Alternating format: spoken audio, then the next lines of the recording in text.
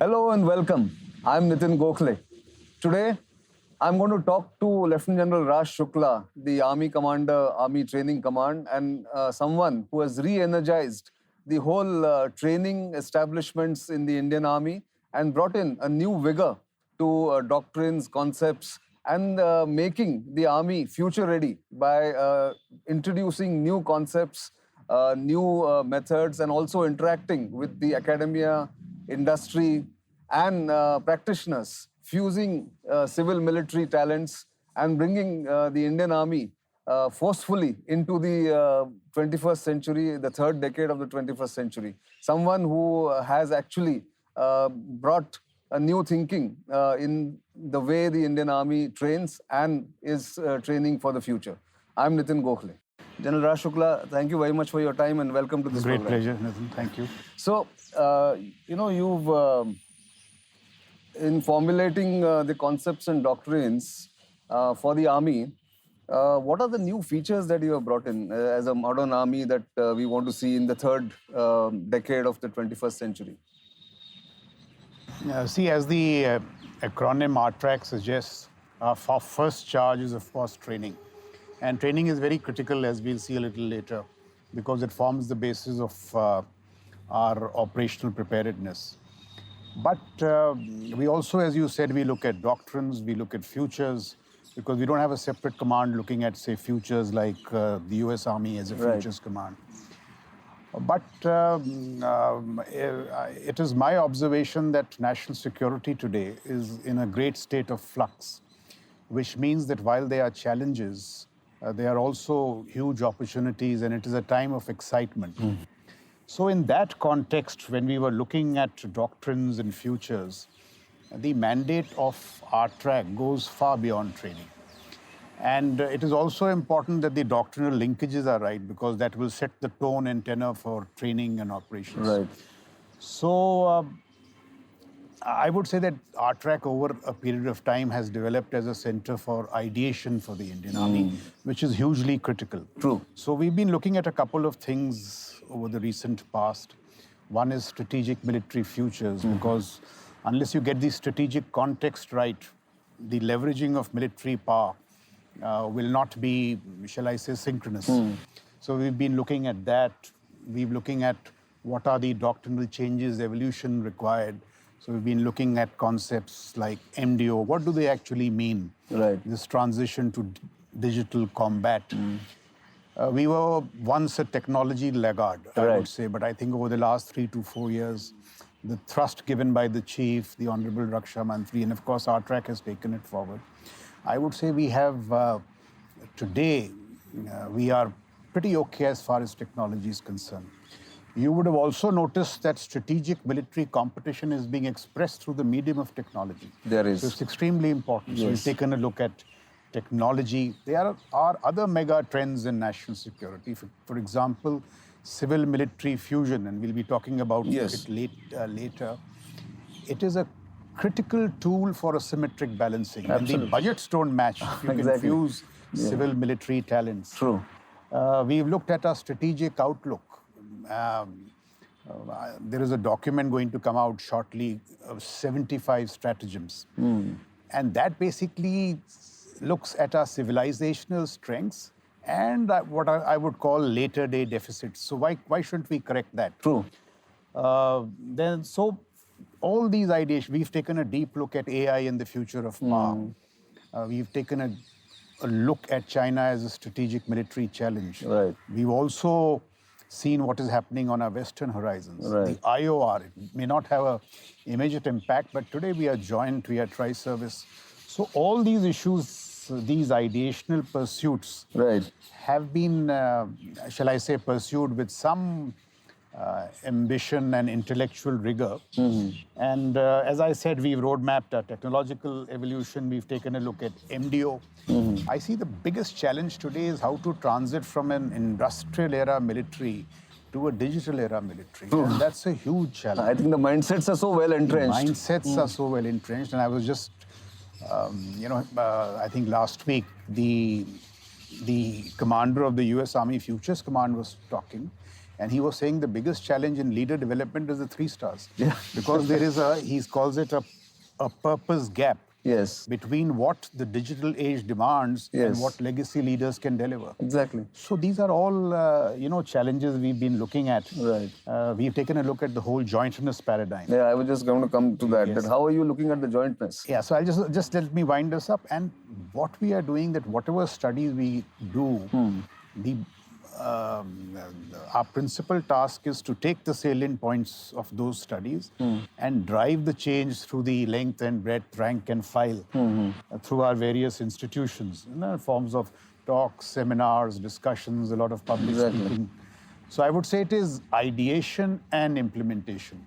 And in that regard, with some humility, let me say that ARTRAC has done a lot of good work. No, that's exactly why I'm sitting here with you and asking you this question. That because jointness now is the buzzword and jointness is a must. You cannot avoid jointness. So how are you sort of going to change the mindset towards jointness from a single service outlook that Indian Army may have had in the past?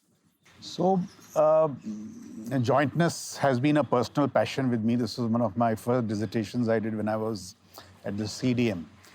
And I have thereafter developed this subject. And of course, now there are many minds in the armed forces who think about it. Yeah. But as I see jointness, once again, there are huge opportunities, there are challenges, and there are consequences. Correct. Why do I say consequences? That if you don't act, there are consequences. Correct. It is my view that since we refused to get joint in the 80s, 90s, the RMA simply bypassed us. Exactly. It bypassed us. So there are consequences. Yes. Now, where are we today in jointness? Yeah. I think one huge development that has taken place, courtesy the government, is CDS-DMA. Right. My own understanding of the CDS-DMA is that it is more powerful than Barry Goldwater Nichols if we make use of it. Right. If With we proper use and implementation. Proper use and implementation. So that's a very good thing that has happened. Right. And thereafter, this debate has got, stuck in theatre commands. Now, while theatre commands are important,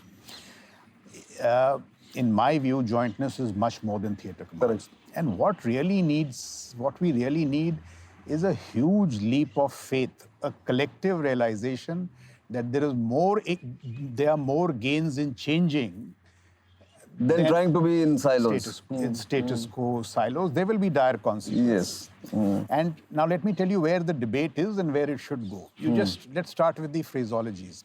See, while we are still talking of jointness, the world has demonstrated integration. See, Gulf War II. Exactly. When a Bradley commander could designate an F-35 on 2 targets without going through any laborious process. Right. Now, that is integration. That's right. Since then, it has moved to cross-pollination, which Exactly. means what? Say the Ministry of Defense should have service officers, career bureaucrats, they should be domain specialists, they should be technologists, and this is the pattern everywhere else. Exactly. In the Pentagon and elsewhere. Yes. And cross-pollination, why? Because people are acknowledging that today national security is so complex, it is simply beyond the capacity of any one institution. Absolutely. Neither the armed forces, nor DRDO, nor ICAD. Everybody has to come together. Yes. And today, I mean, why China is doing so well is because it has taken it to a new high in terms of civil-military fusion. Correct. So PLA is part of Huawei. Huawei drives 5G. Exactly. So 5G comes to your borders. And there are many other examples. consequences there, The lengths that they go to. So when they are looking at, say, technology, they pick up the brightest young scientist, I think a person called Jan V. Pan, send him to Austria's Heidelberg University. He trains under the best-known physicist in the business, quantum. He comes and makes the quantum satellite. Now he's working on the quantum radar, and the PLA funds it. Right. So I would say the debate has shifted. Yeah. It is not merely tri-service capacities. And the other thing, I think I just mentioned it, is that, our conversations are transfixed in the industrial era. True. So principally, in my view, jointness today is how successfully we make the transition from the industrial era to the digital age. Exactly. And what does it mean in practical terms? It means to get your data ecosystem going. See, where we need our digital pipes going so that we can leverage the data, highways, digital highways. Yeah, highways. Yeah. You know, in terms of speed, bandwidth, latency, we need to get a digital backbone of sensors, effectors, deciders. Correct. And all that I'm talking is not theory. Armies which have done it. You see what the IDF has done. Yes. In the Hamas offensive. Yes. Entire targeting of Hamas commanders was based on facial recognition. Exactly. The destruction of the Hamas tunnel network Yes. was based on big data fusion. Right. They produced that Alchemist software, Correct. which told a tank commander 60 seconds before he was fired from enemy missile. Exactly. So this is no longer in the realm of theory.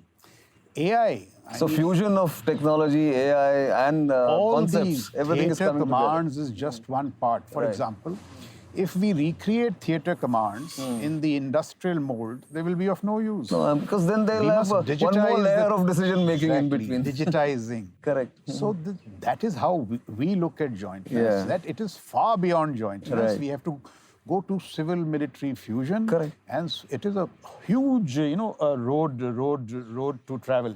All this will lead to things, how you leverage say, Thresh AI. technology. Yeah, exactly. We glibly talk about informational dominance. There can be no information dominance unless you master the electromagnetic spectrum. Exactly. This is exactly what the Chinese have done. Yeah. Outside, you see what is happening. They give us very good indicators. True. This UK Strategic Command, it is the lead command for integration. True. One of its tasks is to see how space and cyber will enable fire and maneuver. So Exactly. space and cyber, I'm fused again. MDO. Yeah. So the Army Futures Command, its entire focus is on MDO digital combat. Correct. All these are indicators to tell you that where our jointness, debate is stuck. True. One last point I want to see, jointness is also about talent pipelines. Exactly. You just see the Israeli 8200, 9300. They pick up the finest minds from universities, put them through these units where they have a tenure of 5 to 6 years. They Exactly. can leave at 2, Yes. 3, 4, or stick on forever. Exactly. What happens is because these people they go to Silicon Valley, maintain those linkages.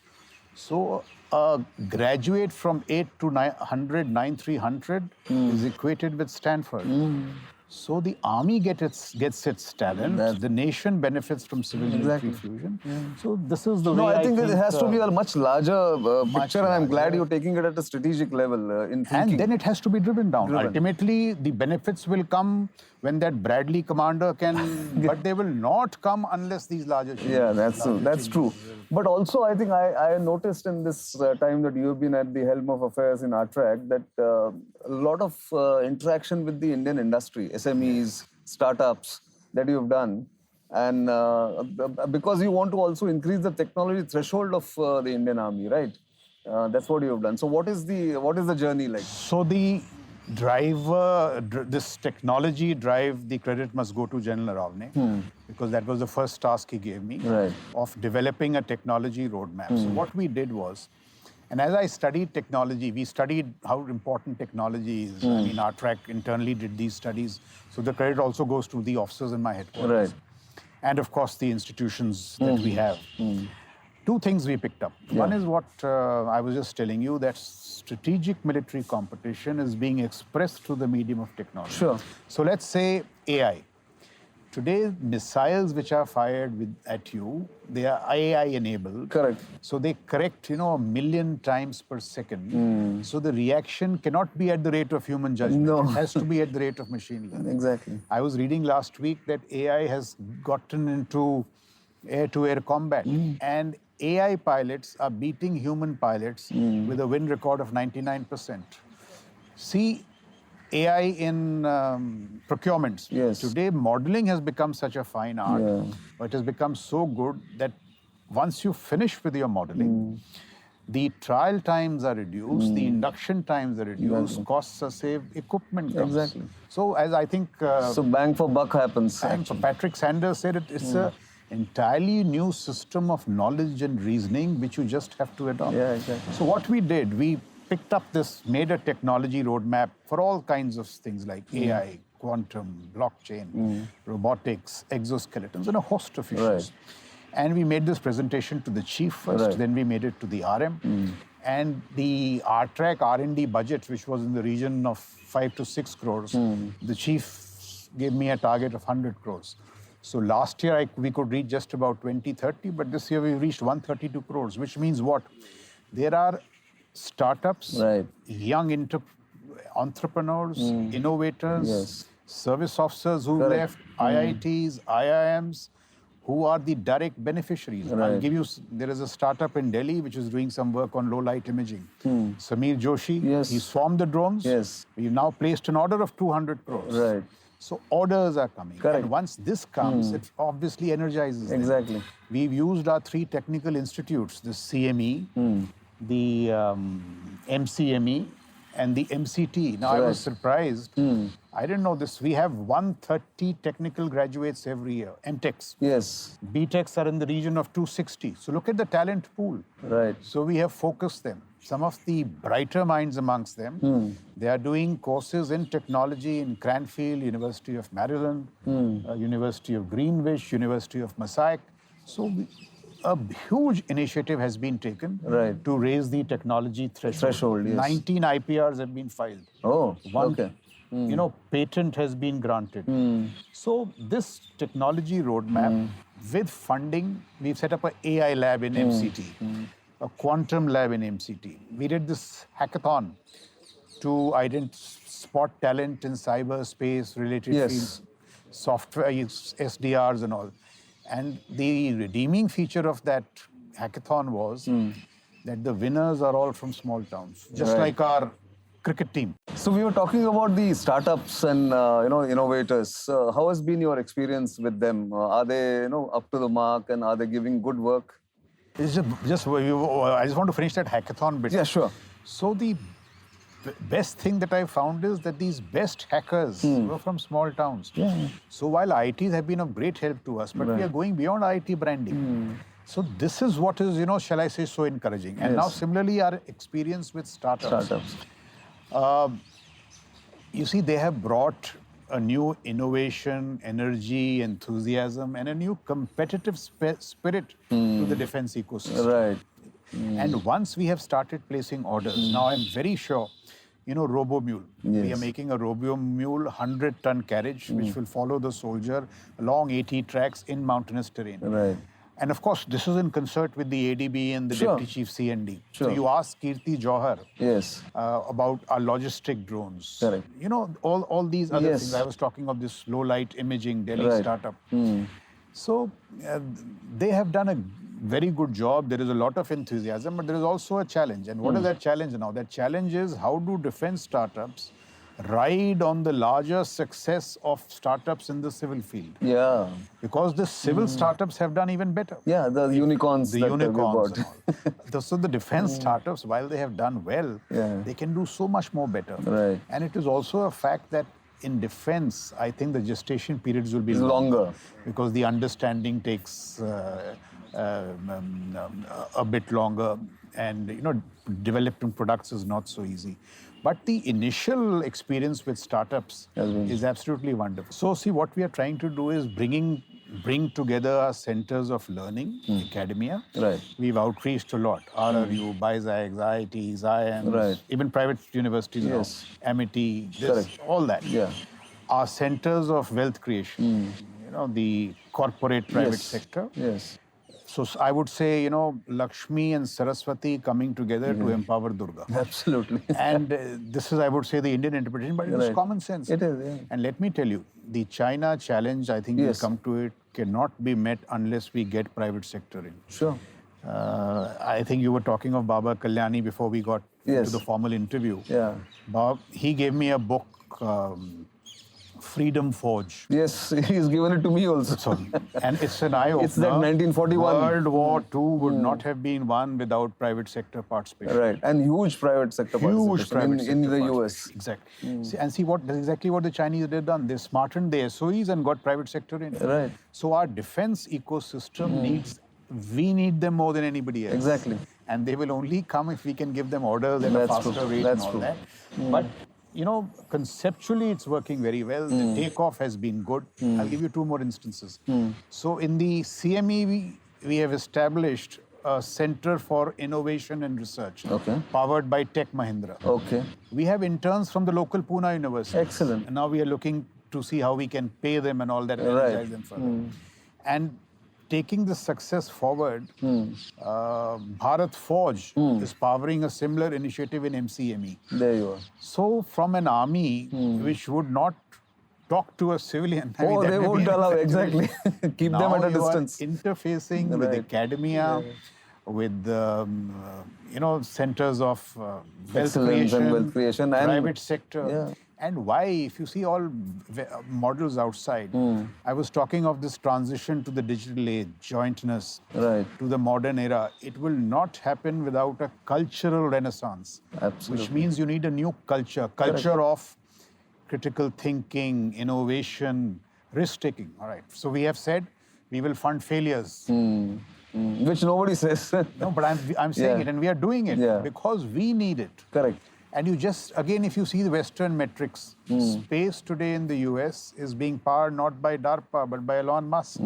Exactly. So that is the way forward. That is the way forward. So exactly. that is this whole, actually, civil-military fusion is common sense. Yeah, absolutely. No, I agree. And they have all to come together, academia, quality research, quality papers. Exactly. In India, while the volume of strategic commentary has increased, I cannot say the same thing about quality. Yeah.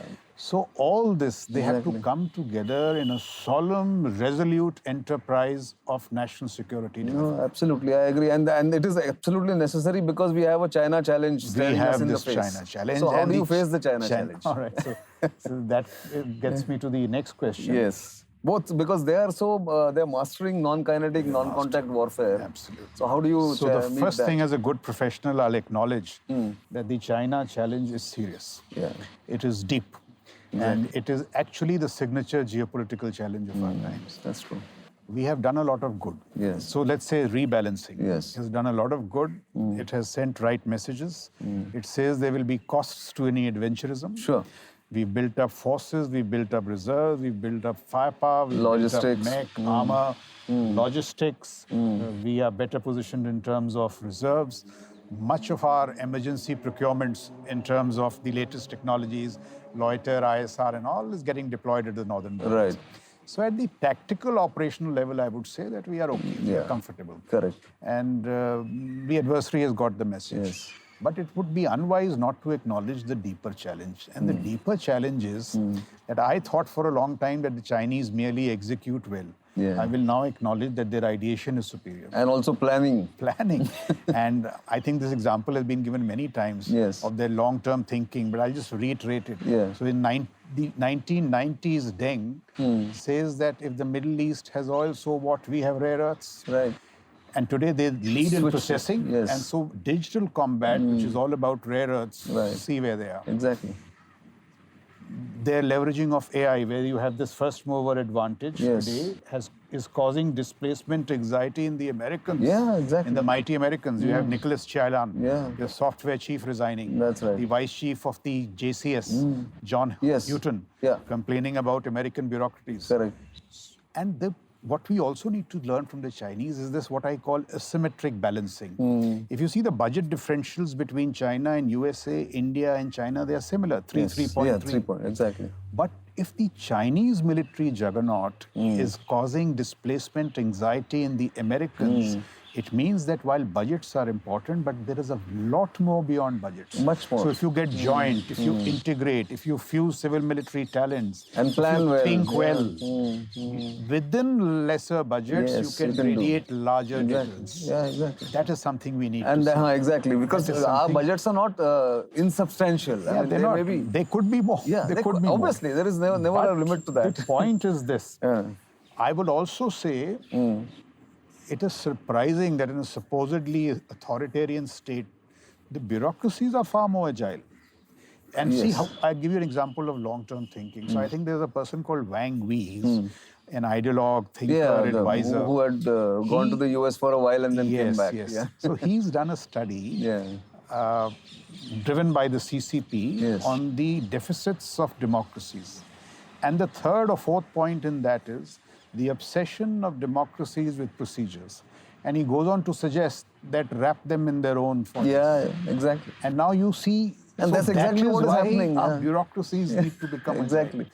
You see their acquisition of the Liaoning aircraft carrier. I think Rush Doshi has outlined it in his last book. Yes. How they get somebody to front as a business tycoon looking for a casino. He picks up a carrier, and when that carrier gets stuck in Turkey, Jiang Zemin intervenes. Yeah, exactly. So their acquisitions lie at the congruence of state deception, state intervention, Absolutely. that kind of stuff. Exactly. Now our DPPs, no matter how good they are, they can never keep pace. No, you can never, because you're not thinking deep. The strategic cunning. Yeah. You see, and this is another thing I think yesterday in clause, it was being debated. The time has come when we should depart from Clausewitz and get to Chanakya. Yeah. I'll tell you why. Clausewitz says, that ruses, tricks are weapons of the weak. Sun Tzu says they are weapons of choice. Because you have the upper hand. Yes. And without fighting, you're going to win. Yeah, exactly. And so that brings... And Chanakya says, Sam, Dam, Dand, Ved in the national interest. Exactly. So while we must adopt the best of Western precepts, why not marry them with our civilizational strengths? So which you have done, I think. I saw in CDMs a new concept. Even the chief new spoke course. about these Chief recently. spoke about it the other and day. the 75 stratagem. Right. Now, the points that you were making, their great mastery of non-kinetics, grey zone, flows from all this. Exactly. It cannot come from Clausewitzian thought, which talks of war and peace. Maneuver and, Now, armor. these are the issues which we are right. looking at. This whole grey zone, this hypothetical space between war and peace. See what the Chinese have done. In the South China Sea, they have altered geostrategic realities without firing a shot. Yeah. Second island chain, first island chain, gone. Absolutely. Now, this is something we have studied over the last 2 to 3 years, grey zone. SSF is a masterful idea in non-kinetics. Absolutely. So what will the strategic support force do? It targets your information flows, your adversary decision making. It will make sure you can't communicate, you can't do radar, your missiles don't hit. Correct. So the central lesson from the Chinese, shall I say, rise to power is that it is a consequence of civil-military fusion, deep thinking. That's right. Many of these things we have begun to do, but we need to do it at a much faster pace. Yeah. And, See, it also, there's an interesting thing, and this is my deduction, I know others could analyze it. And that is that even in times when the possibility of all-out conflict is receding, capacity building is still key.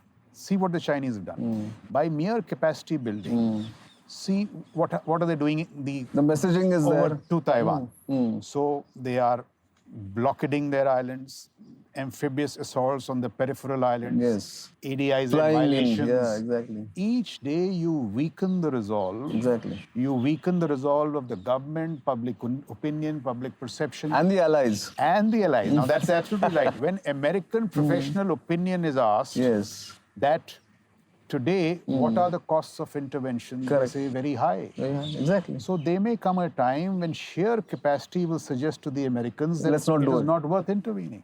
Now, this is how geostrategic And they're playing on the minds of the strategic thinkers. Now, we also can think as well, and that is what we are attempting to do. Correct. So the sum and substance is that rebalancing on the northern borders is fine. Right. We are doing it, but this larger thinking. And I'll tell you one more problem. The problem with the Chinese, the threat is, the Chinese challenge is that, of course, it's along the northern borders. It's also coming from the seas. Yeah. Look at their eastern maritime flank, western maritime flank. Absolutely. And the thing for us to see now is that it is high time we turn to the seas. Right. It may just get too late. Yeah. It may just get too late. Now, that is what makes the Chinese challenge so complex. Yeah, it is not that it cannot be addressed, but it will take, all these measures in terms of strategic thinking, capacity building, coming together of various levers of power. The Chinese are all about whole of government, beyond whole of government. Exactly. So other levers of power, diplomacy, everything coming together. So I would say that the China, in all honesty, China challenge is deep, but it can certainly be met. So in that context, you've changed the training modules and approach to training of young officers and men. What is the highlight there as far as professional military education is concerned? Because I see a lot of bright spots, bright sparks also amongst the younger lot. Exactly. So see, I would say training has been our strong point. So if you see, you visit our PCTAs, I think the IMA is one of the finest academies. Right. I don't see any dilution there. No. A very good experiment in OTA Chennai. We have totally fused or integrated the training of the women officers and male officers. So I would say that less contact sports. Okay. Everything is done together. Right. So they are exercising together, running all these run backs from exercises, things like PT, drill, everything is happening together. And they are performing remarkably well. The women. They are exceeding the laid down physical standards. Right. In fact, the PTO has done such a good job there that I think the chief has awarded him with a VSM. Oh. But what it points to is that now we are looking at women not only in terms of gender balancing, but as a talent pool of its own. Which adds to the punch, actually. So I think these are some of the high points. The high command course, it's a very good opportunity for self-learning, reflection. NDC is a strong point. Yeah. All countries want to come there because of the quality of content. Yes. The JC, you know, our company's squadron drills, basic tactics, fire maneuver, all that is good. Yeah. But there are also deficits. Obviously. And one of the deficits was, I think in my view, that as officers grew in service, the challenge is to make them, to grow in them this ability to take a wide-angled view of national security, which was something lacking. Which means that today, middle peace officers and beyond, you have to have a profound and not a superficial understanding of, say, diplomacy, statecraft, technology, and government functioning, which will come basically with reading, ideating better. So this is, in my view, one of the... so we have done a lot, and the focus is on critical thinking, creativity, original application of mind. Right. Now you can do it through programs, through talks. One good thing I found was that we just analyze our own military leaders, the earlier ones, from Bharat to Sagat to S.K. Sinha. Exactly. And look at the rich pantheon. You have soldier statesmen. Oh, yes. You have great corps commanders. You have, you know, somebody like Zoru Bakshi, who got a medal for gallantry in every rank from company commander. Exactly. So sometimes, you know, I also think that in the pre-PME phase, when PME was not so formalized, our regimental systems delivered better. So what we are doing is fusing PME with our regimental systems and principally in a layered manner developing this wide-angled approach to national security. Oh, that's great. So that is the... But, you know, personally, I remember you had mentioned that one should visit the JCO training school in Bareilly. And I found that to be a very enriching experience when I went and interacted with them. How did that come about? So just one point before that. Another measure that we have taken in the High Command course, I think for the first time with the sanction of the Chief, we have introduced a 6-week course for corporates. Excellent. So they 10, say, leaders from the corporate world came for the High Command course. Now, if you spend 6 weeks together and if we can enlarge the time frames and the scope, it will help bring corporate India with us. Very good. It could be done with NDC also, I think. It could be done with NDC is not my remit, but yes, why not? It could be done. And I think there's the other thing which I had been pushing for a long time is to also get thinkers, writers on defense and national security to be also in one of these courses, either the High Command. We'll do it in High Command, certainly. We are also looking at civil faculty. Correct. That proposal also Which is like NDA. No, like NDA. Say a strategic thinker, somebody like you and all, why can't you come out to the faculty and 1-year program? Yeah, sure. So those kind of issues.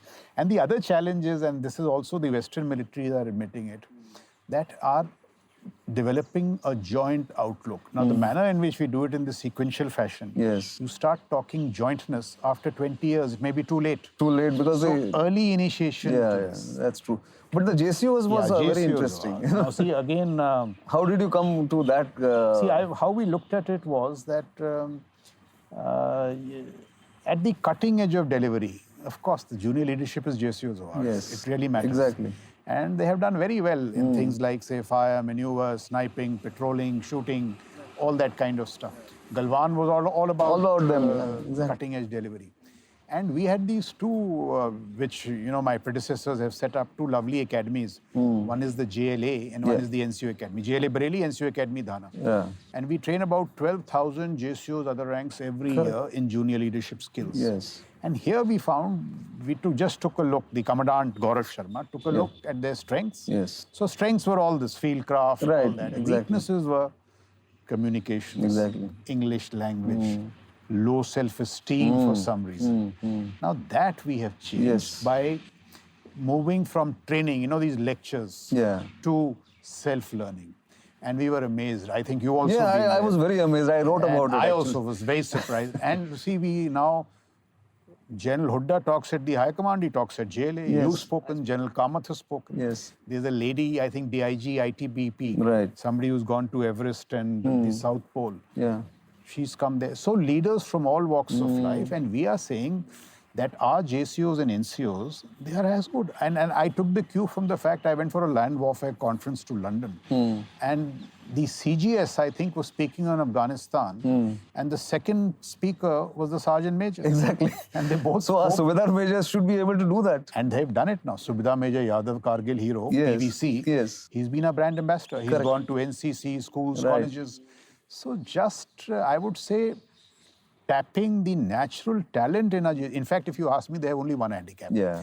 And that is the Queen's English. Yes, but that you don't need actually. need it. I mean, I did a 2-hour interaction with them, and I must relate this to you that I was amazed at the curiosity and the aspiration to learn something new. I said that what you learned 20 years ago is relevant in terms of warcraft or war maneuvers. But what about the current thing? They said, yes, we are willing to learn. And they were... And Subedar Major Yadav, if you watched him, I've been seeing him. And he's, of course, a war hero. Yes. But he was also a great communicator. Yes. So what he would have done in terms of motivation and the branding of the army was a great thing. Yeah. So in these ways, I think both these academies, the NCO Academy and the JLA, we've tried to infuse them with... I'm so glad you're doing that, because that has to keep pace with what you're doing with officers and men and... And I will just round off by saying, see, it's not only this. Wherever you look, there is opportunity. For example, aviation. We've got a CATS. Yeah. Now we are going to be the largest users of the rotary wing fleet. True. And we were so far stuck in communications, aviation communications. As we make the transition to combat.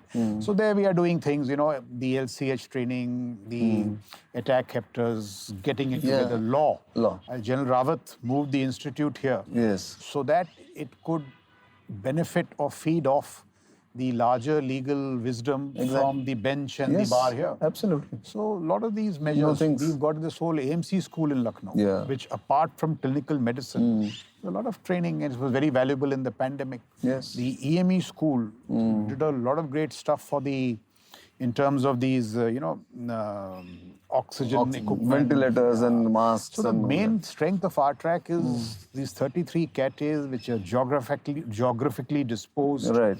And they are a lot of talent. These youngsters have got a huge talent. Huge talent. No, so I'm glad you're doing that. That is being tapped and it is being put to the good use. No, you have really re-energized, I must say, training, concepts, doctrines, ARTRAC's, profile. No, but the credit goes to all the commandants, No, and of course, staff, and of course. I mean, it's a teamwork, but you need that somebody to drive it from the top. Exactly. And I'm seeing it, practically, because I go to many of your, training institutes. I go to CDM, to the higher command courses, and otherwise also. Now, sir, that negotiating tactics are being now talked about. How do you, train people on the And this front clue line? we took from Mr. Vijay Gokhale. Yes. Who said that the Chinese negotiate to deceive us. Exactly. So we are doing So that book he wrote, and then in fact he also spoke in that capsule. He spoke to the I also had a good interaction there. So thank you very much, Raj. Thanks for your time and such a lovely insight into what you're doing. Thank you, Thanks Nitin. a lot. Thank you. So that was Lieutenant General Raj Shukla talking to us. So you know where to reach us. Please send us feedback on our YouTube channel as well as on our website. You know our social media handles. And of course, we value your feedback. Do write back to us and let us know what new topics we can discuss on this program.